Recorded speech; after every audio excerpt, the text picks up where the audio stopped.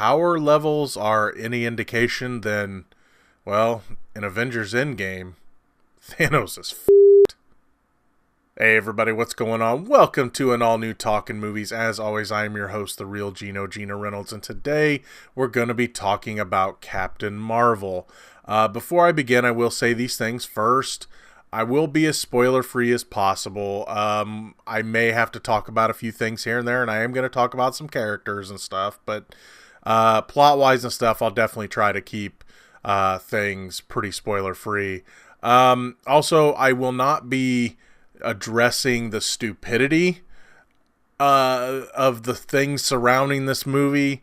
I won't be talking about the Rotten Tomatoes stuff or Brie Larson's comments. I will, however, bring up how I thought that the whole message of girl power is for this movie, so I will talk about that. So anyway, I got to see Captain Mar-Vell early, so here we go. This movie is about the war of two different races, the Kree and the Skrulls. The Skrulls, by the way, being shapeshifters. Those of you that follow the comics know this. And Veers, who is Brie Larson's character, bear with me, she is a still being trained Kree soldier, and she hasn't gone on any missions yet. And she finally gets to go on her first mission, which ends up getting her captured and then ending up on Earth. And that's where the story continues after that. First thing I want to address is the whole girl power thing. A lot of people were afraid that this was just going to be men are stupid and girls are everything. There's a nicer balance than that in this movie. Yeah, there is a few times where they do say, they do kind of make men... honestly, here's the thing. It's part of her history. Being told no by men that she can't do things. That's kind of where it goes. They show flashbacks of her father and flashbacks of her training in the Air Force and other things like that, where she was being held down because of her sex. And that's really as far as it goes. I mean, they do things like a pilot telling her, hey, you know why they call it a cockpit? So there's just that. When it comes to the overall message, though, it's more about, instead of just girls rule, it's the human spirit. And I'll leave it at that, where the humans are talked down to throughout this movie a lot, and it turns out that it's humans are stronger than you think, kind of thing. So that's where they go with that. I will say this: the opening Mar-Vell scroll, where it scroll, I didn't, no pun intended. Where it flashes the Mar-Vell Studios logo. It's going to bring a tear to your eye. I will say that. It is a different one for this movie. I'm not sure if they'll keep doing it, but it was a different one from this movie, and I'm just going to say it'll bring a tear to your eye. Okay, let's talk about characters here. Of course, Brie Larson as Veers, Carol Danvers, Captain Mar-Vell, whatever you want to call her. I thought she was good as Captain Mar-Vell. Now, don't get me wrong, Captain Mar-Vell's just never really, even the guy form or whatever, it never really was one of my favorite characters. I thought she did a good job. Whenever it came to action scenes, the dramatic scenes, things like that, Brie Larson does a really good job. Brie Larson is a fantastic actress. The only thing of her performance that didn't really work for me was her humor. Now, they didn't have her go full on Tony Stark, but she has a very dry, kind of sarcastic type of humor. Just real kind of just deadpan. And sometimes it worked, sometimes it didn't. So that was really her character's biggest downfall, was kind of her humor. Again, sometimes it worked, sometimes it didn't. and I think the reason it didn't work so well is because some of the other characters around her had a better sense of humor, especially Nick Fury. Nick Fury was he was a lot funnier in this movie than he is in the other movies. Now, in other movies he had some lines and everything, but in those other movies he had a very dry sense of humor, and in this he was a little more younger and optimistic, I guess is the best way to put it. So yeah, Brie Larson, pretty good as Captain Marvel. I'm not going to say she's one of my favorites. That being said, I did like the character, and I was interested in following her journey throughout the entire movie, and I thought Brie Larson did a pretty good job. Having Samuel Jackson as the younger Nick Fury was kind of cool. He's there as kind of the hype man almost to Carol Danvers. This is a Nick Fury that hasn't gotten into there might be problems off of our world that might destroy us, right? This is the beginning of his looking at the world differently that we see in, say, the first Avengers movie and the Phase 1 movies. But it was nice having him back. And also when it comes to anybody they de-aged, which there was a few different people, I thought they did a really good job. There was only a couple of times you could tell there was an effect there, but nothing really that bad. Ben Mendelsohn as the head Skrull. I love Ben Mendelsohn, and though I think he's getting a bit typecast as a villain, there's a few little surprises here with this character. I really dug what they did with this character. They gave him some complexities, and while I won't say he's as strong a villain as, say, a Loki or especially a Thanos, he made for a compelling villain, we'll just say that. And Ben Mendelsohn, I mean, it's just not... At times, they get a little bit of his generic I'm a villain that he's been doing in a lot of different movies, like, Ready Player One or Star Wars, Rogue One. But in this, they give him some complexities, and I really liked what they did. And and when it comes to Skrulls, period, I love the makeup that they used. It was really good. I was afraid it was going to be kind of fake, and though you do get some of the muffled voice that you do in some character creature type work, but Ben Mendelsohn pushed past that and did a really good job. Jude Law's character, minor spoiler, he is not Mar-Vell.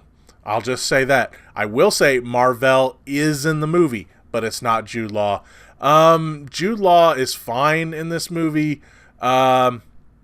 His character arc is very predictable, but that's okay. He's just there to be kind of the mentor character. In a way, in lots of different ways, and I'll just say that, in lots of different ways, he reminded me of Woody Harrelson's character from Solo.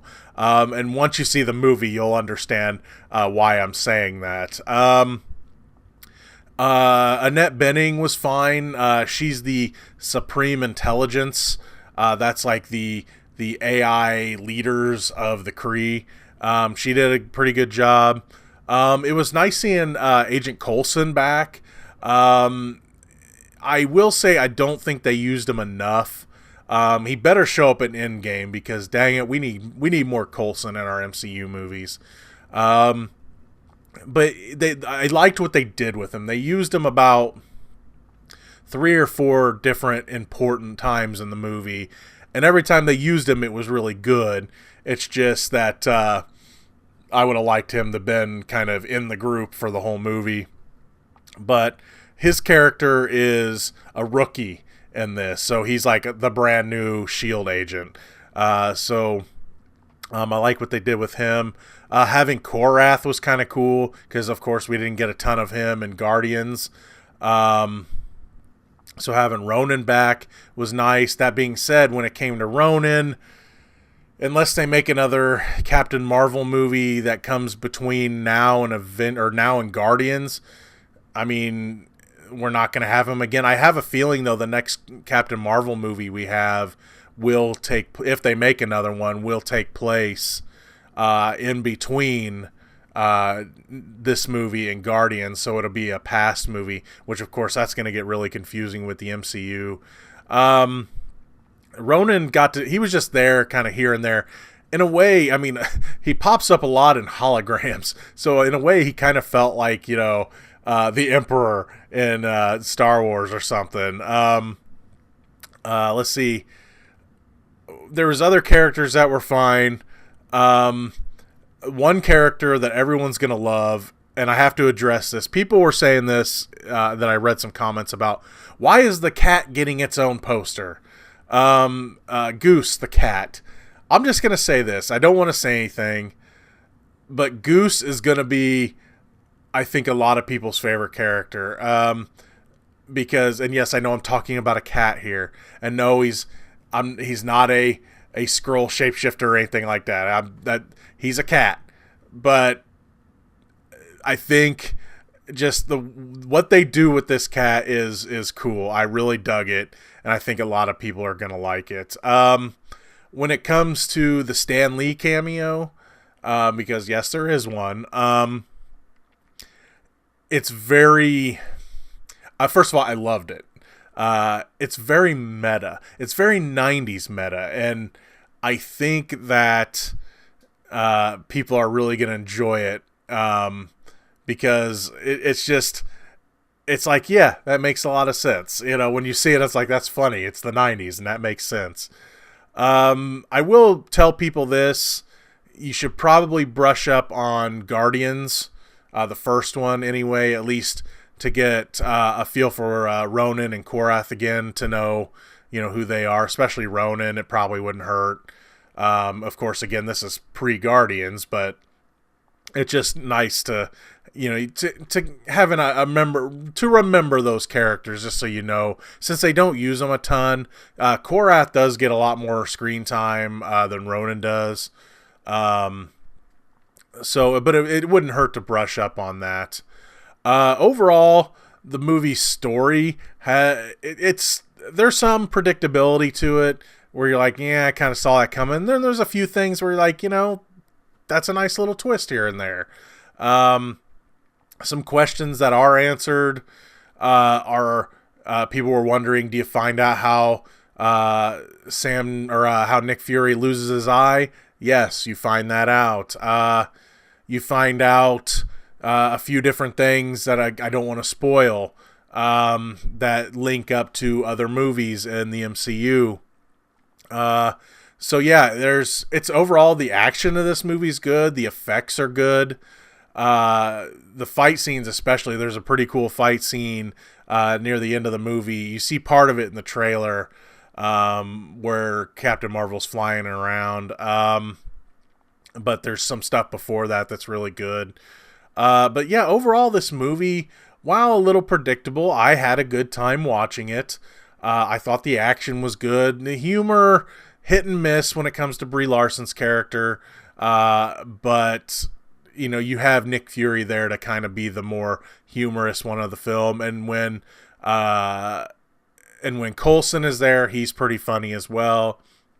When it comes to after credit stuff, the mid-credit scene is a link to the next Avengers movie. That's all I'm going to say. And the after credit scene's kind of just more there to be humorous. It's just something funny. So yeah, overall, Captain Marvel, I'm not going to put it up there with my favorite Marvel movies, but it was a good one. I enjoyed it. I had a good time watching it. I thought the overall story worked. The action's really good. The effects are really good. I would say watch it on a bigger screen. I didn't see it on an IMAX. I did see it on a pretty big screen though, and it looked really good.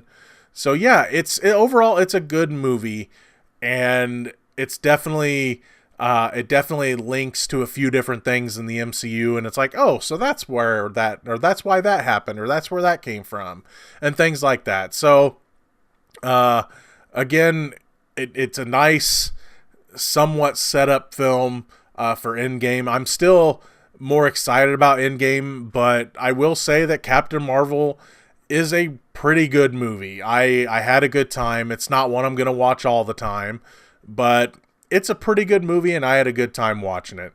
That's going to be all for this edition of Talkin Movies. If you like what you've heard here, please subscribe to the Real Geno YouTube channel, like this video, and if you have anything to say about Captain Marvel when it comes out, please feel free to leave a comment in the section below. Until next time, I'm your host, the Real Geno, Geno Reynolds. See you later.